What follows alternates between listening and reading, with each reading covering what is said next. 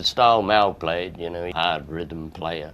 Malcolm was a very strong, very confident the way he played. Stevie does the same thing. I mean, we all grew up, we were the same kind of... Angus Young is the man who breathed life into every heartbeat of rock and roll, keeping that fire burning for over half a century.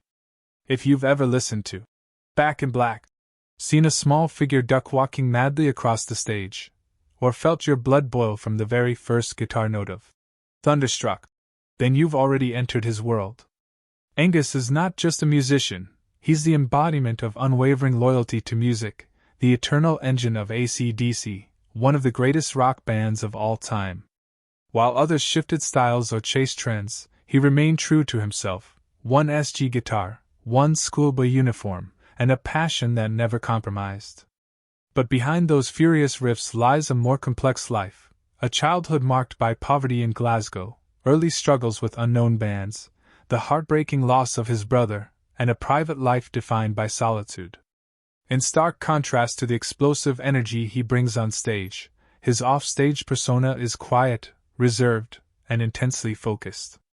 This is the story of Angus Young, the smallest man in rock, yet perhaps the one who made it roar the longest. Angus MacKinnon Young was born on March 31, 1955, in Glasgow, Scotland, a bleak, industrial city where children grew up among coal smoke, shuttered factories, and tough streets. His family lived in a modest house at 6 Skerry Road in the Cranhill district, a working-class area plagued by high unemployment and schoolyard violence. Angus was the youngest of 8 siblings. His father, William Young, served in the Royal Air Force during World War II and worked a variety of blue-collar jobs, while his mother Margaret, a devoted Jewish woman, kept the family afloat in a house with no heat, no fridge, and often only one full meal a day.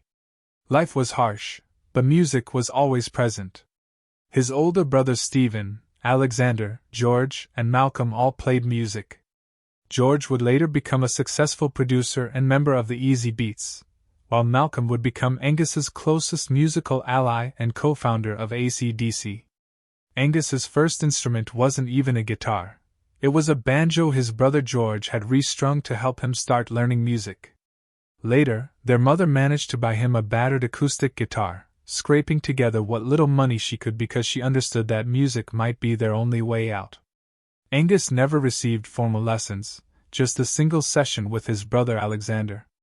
From then on, he taught himself by ear, locking himself away in his tiny bedroom, practicing for hours until his fingers bled. In a cold, noisy world, the guitar became his refuge. In 1963, when Angus was just 8, the young family immigrated to Australia.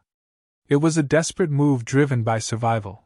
Glasgow had just suffered its harshest winter in history, and Australia was advertising for working-class families to relocate. With little more than a few suitcases, they landed in Sydney and were temporarily placed in the Villawood Migrant Hostel, a collection of cramped, steel huts that later became a detention center. Despite the harsh conditions, music once again became their salvation. George Young formed the Easy Beats with fellow migrant Harry Vanda, becoming Australia's first major rock band.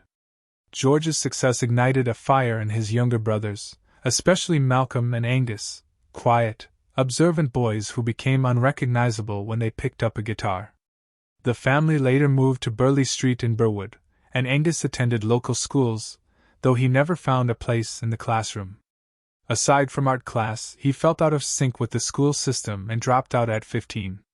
He worked odd jobs, at a slaughterhouse, at a printing press, and even had to deny a strange rumor that he'd once worked for an adult magazine, saying dryly, "I only printed letters, not people." But every spare moment outside of work was spent with his guitar. In those years, Angus developed his signature style, tight, punchy riffs that hit like a hammer. He played with small local bands like Kentucky and later Tantrum, where he began mastering stage presence, rhythm, and raw performance energy. Though these early bands never broke out, they laid the foundation for what was coming. The real turning point came when Angus and Malcolm joined the Marcus Hook Roll Band, a studio project that would eventually lead to the birth of AC/DC. From those humble beginnings, Angus Young carved out a legacy that would define the sound and spirit of rock and roll for generations. The Marcus Hook Roll Band was a short-lived but pivotal project for Angus Young, involving his older brother George Young and producer Harry Vanda. Although their album Tales of Old Grandaddy was a commercial flop, it served as the Young brothers' first real doorway into the professional music world. Then, in 1973, one night over casual conversation, Malcolm suggested to Angus that they form a new band. Without hesitation, Angus agreed. The name, AC/DC, was spotted by their sister Margaret on the back of a sewing machine. It stood for power, electricity, and non-stop energy, fitting, since none of them realized they were about to create one of the most explosive bands in rock history. At that time, Angus had no signature image. He experimented with various stage costumes, including Spider-Man, a cowboy, and even a spoof superhero named Super-Ang. But it was Margaret who proposed the idea that would define his look forever, the schoolboy uniform. At first, Angus wore it just to attract attention, but it became his lifelong trademark, a visual symbol of the childlike chaos and electricity he brought to the stage, wielding his guitar like a lightning storm. AC/DC's first song, Can I Sit Next to You Girl, was recorded with original vocalist Dave Evans but failed to make a lasting impression. Everything changed when Bon Scott joined. With his raspy voice and rebellious spirit, Bon gave the band its true identity.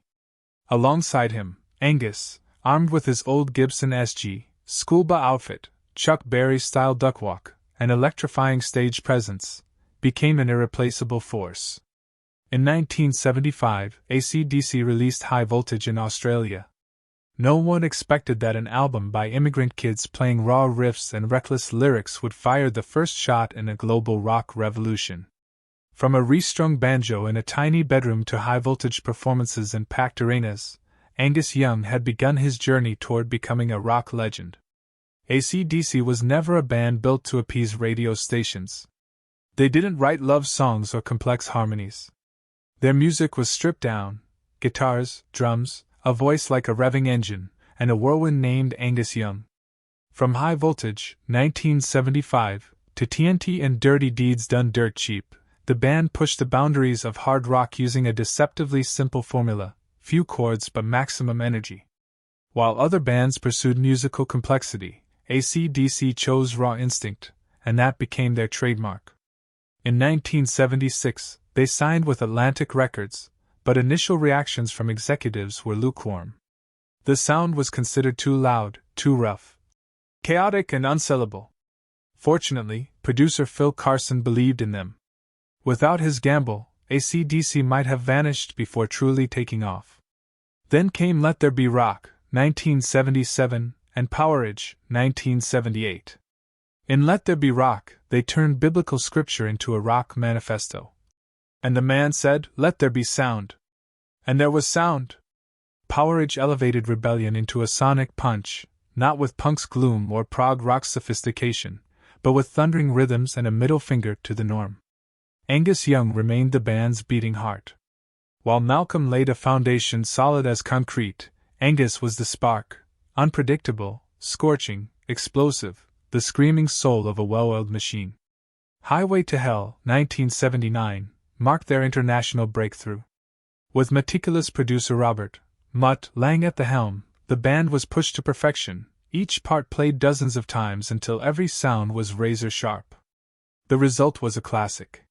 Songs like Girls Got Rhythm, Shot Down in Flames, If You Want Blood, and the immortal title track, Highway to Hell, felt powerful enough to blow out speakers. But with every peak comes the risk of a devastating fall. On February 19, 1980, tragedy struck. Bon Scott, the band's fearless frontman, died after a night of heavy drinking, passing out in a car in London. It wasn't just a death, it was a wound to the band's soul. Angus was shattered. He didn't speak to the press or issue statements. He simply disappeared, as if he'd lost a part of himself. AC/DC was at a crossroads: disband or be reborn. They chose to carry on, not for fame or sales, but because, as Malcolm said, Bon would have wanted us to go on. So, Angus and the band recruited Brian Johnson, a vocalist from the band Geordie, whose voice could scream like thunder but still carried deep emotion. What came next would define the legacy of AC/DC and Angus Young for decades to come. Lyrics into bullets, straight to the soul, the legacy of Angus Young and the fire of AC/DC. In the storm-lashed Bahamas studio, where thunder cracked and lightning lit the sky, Angus Young looked out and said, "That's Bond opening the show from hell." Out of that atmosphere of grief and electricity came Back in Black, a funeral album in disguise. Its cover was plain black, no images or gimmicks, yet inside lay the greatest farewell ever made to a fallen bandmate. Hell's Bells began with a tolling bell, its riffs heavy as iron. You shook me all night long, married raw seduction to explosive energy. Shoot to thrill, charged forward like a speeding bullet. And then there was Back in Black itself, its tight, aggressive riff carving a monument in rock history. The album sold over 50 million copies, becoming the second best-selling album of all time, second only to Thriller by Michael Jackson. The 1980s and 1990s saw the rise of glam metal, grunge, and industrial rock, but AC/DC didn't chase trends. They dropped For Those About to Rock in 1981, Fly on the Wall in 1985, and The Razor's Edge in 1990, all with the same tight, hard-hitting, no-frills sound. Critics accused them of repetition, but Angus Young gave one of the most legendary comebacks in rock. They say we've made 11 albums that all sound the same. That's wrong. We've made 12. Through it all, Angus never changed. He still wore the schoolboy uniform, still wielded the same Gibson SG, still duck-walked like a kid skipping class with thunder in his hands. As the world evolved, Angus stood still, and people kept turning to look. After 8 years of silence, AC/DC returned in 2008 with Black Ice, topping charts in 29 countries. Its world tour grossed over $440 million, one of the most successful in music history. In 2014, Rock or Bust was released, shadowed by loss. Malcolm Young, Angus's brother and the band's co-founder, had been diagnosed with dementia and stepped away.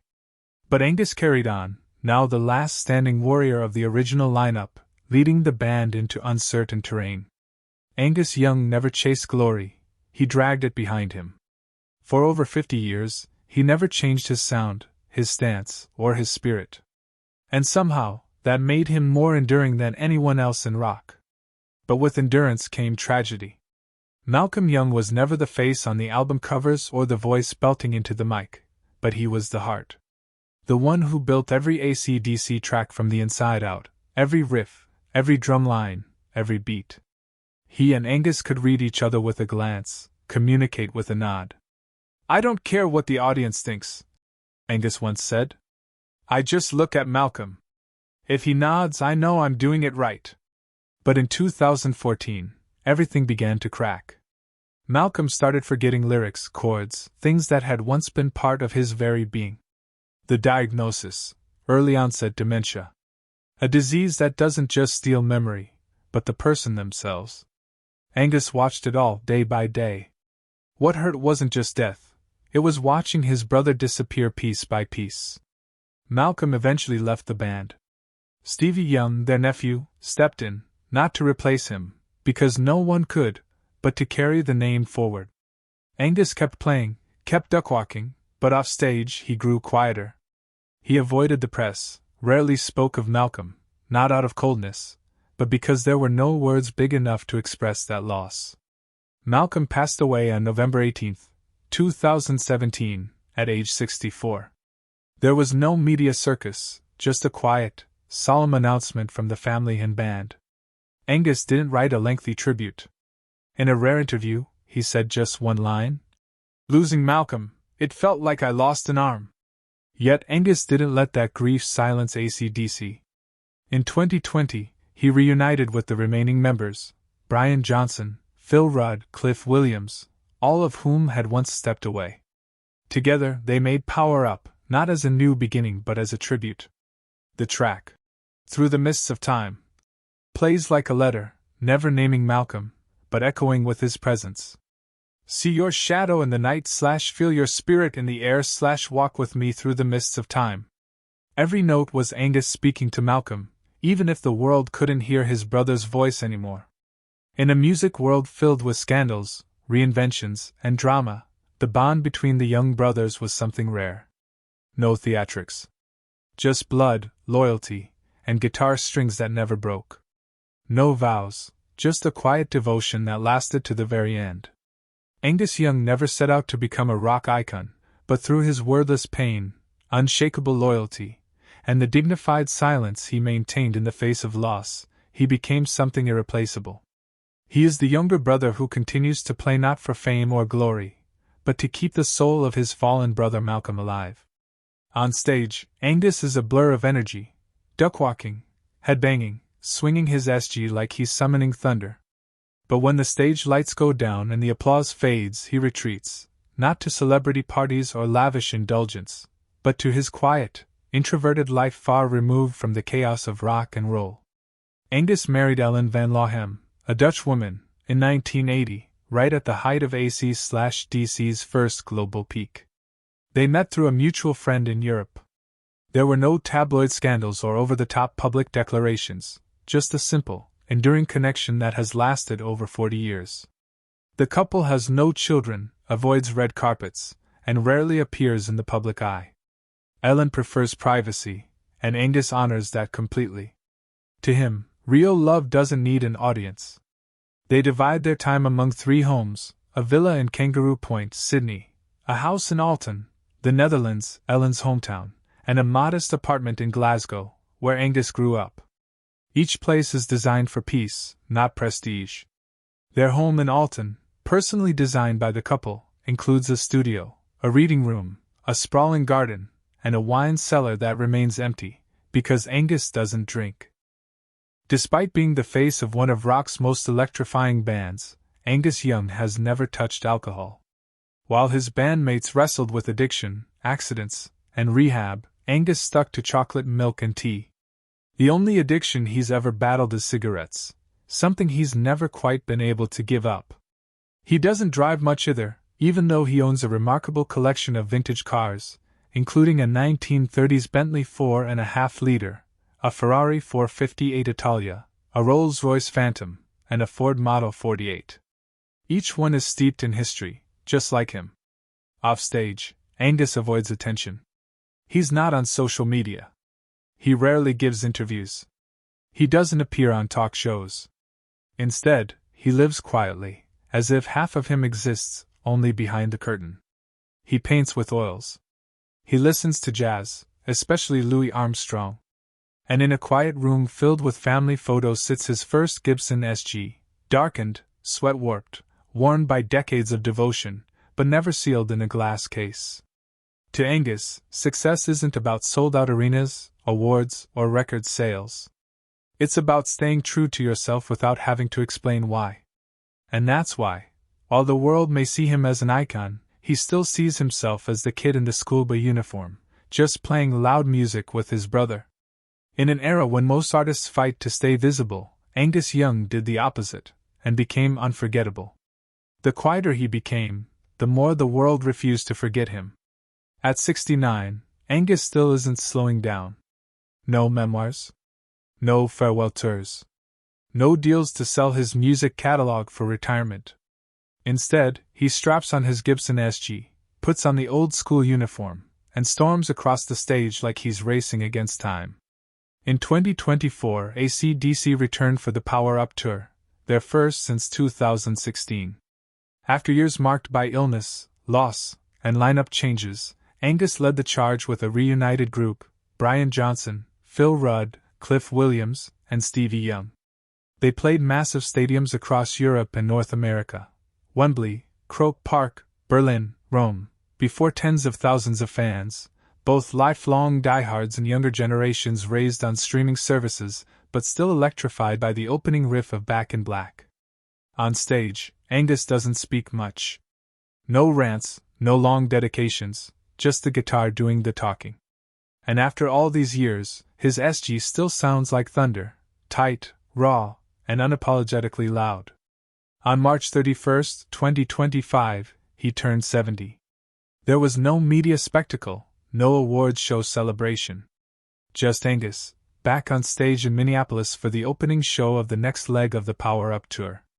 Still in the same faded schoolboy outfit. Still playing the same old SG. Still duck-walking like time never caught him.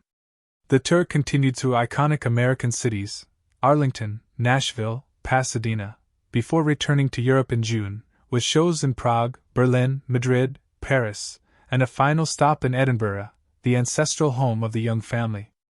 At 70, Angus Young still hasn't stopped. Not because he has to prove anything, but because somewhere, in every thunderous chord, his brother's spirit plays with him. Angus Young continues to defy time, playing full 2-hour sets each night with no breaks and no slowing down.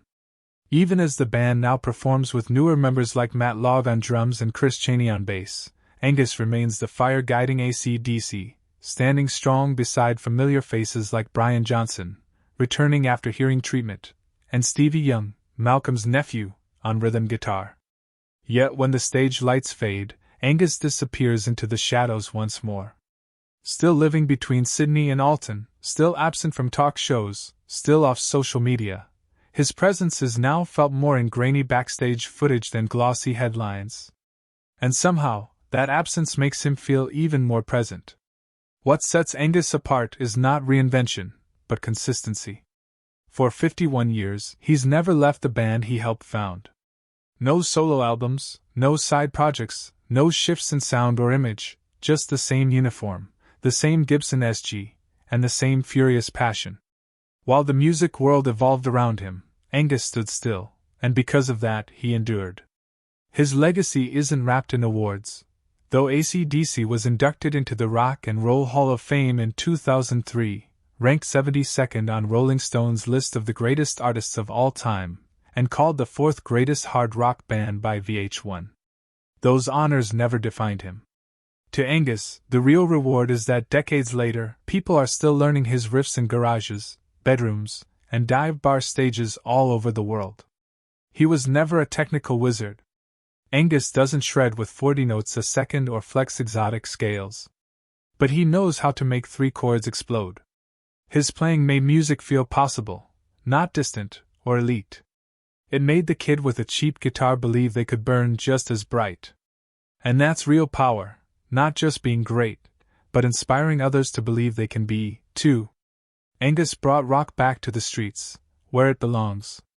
While many of his contemporaries have retired, passed away, or faded quietly into the background, Angus Young still stands, still plays, and still looks into crowds of thousands with the fire of someone on their first tour. He never needed interviews to remind us of his name, because we never forgot. He doesn't need his legacy rewritten, because he never stopped writing it. He became a legend not by trying, but simply by showing up every night, for over 50 years, with the same heart, the same sound, and the same refusal to fade. In a world that has outgrown much of rock's wildness and sincerity, Angus is living proof that the spirit still breathes. He's the last heartbeat of an era. No speeches, no pretensions, just pure, raw, unrelenting music. One day, maybe, he'll step off the stage for good. But even then, his riffs will keep echoing. In dorm rooms? In garages? In the headphones of the lonely?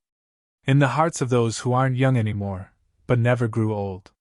Because Angus Young doesn't just play guitar, he keeps the fire of rock and roll alive in a world that's almost forgotten how to burn. And maybe you've felt that fire too. Maybe you've blasted back in black on a sleepless night, or duck-walked across your room with a fake guitar, or felt your blood pound at the sound of Thunderstruck. If you have, then you already know, you didn't choose rock, rock chose you.